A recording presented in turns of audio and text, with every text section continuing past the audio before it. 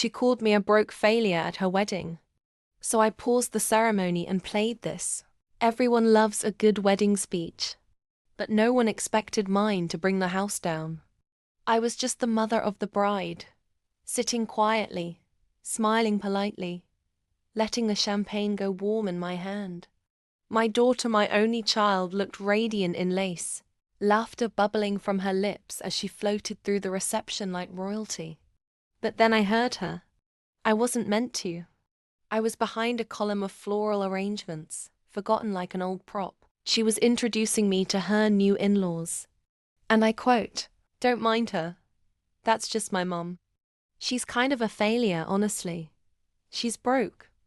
A bit of a burden. Just smile and nod." The words didn't cut, they scorched. I raised her, loved her, gave her everything after her father died. And this is how she reduced me. In a designer gown I paid for with the last of my pension. No, not today. I didn't storm out. I didn't cry. I stood. And I asked for the microphone. People clapped, assuming I'd give some sweet, trembling tribute to the bride and groom. Oh, but I had something better.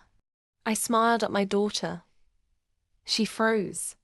I watched the blood drain from her face. Maybe it was the calm in my voice. Maybe it was the flash drive in my hand. I'd like to share something. From someone who couldn't be here. I pressed play. The room fell silent as my late husband's voice filled the hall. His warm, familiar tone echoed off crystal chandeliers. "If you're hearing this, it means I'm gone," he said.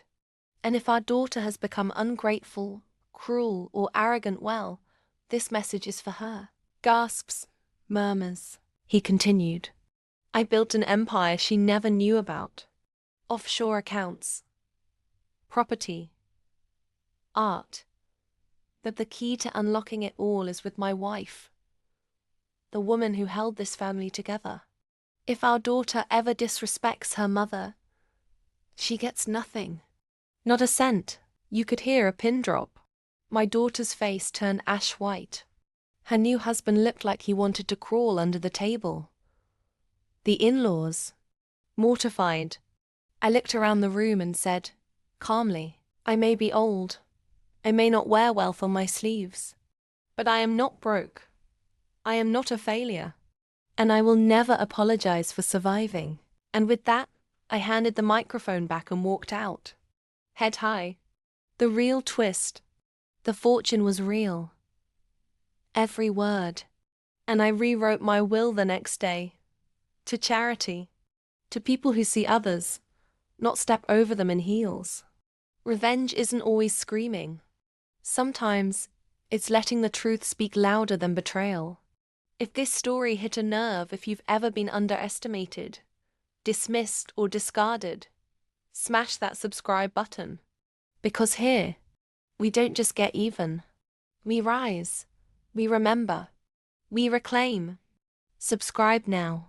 For every woman who's ever been told she's nothing. This channel is everything.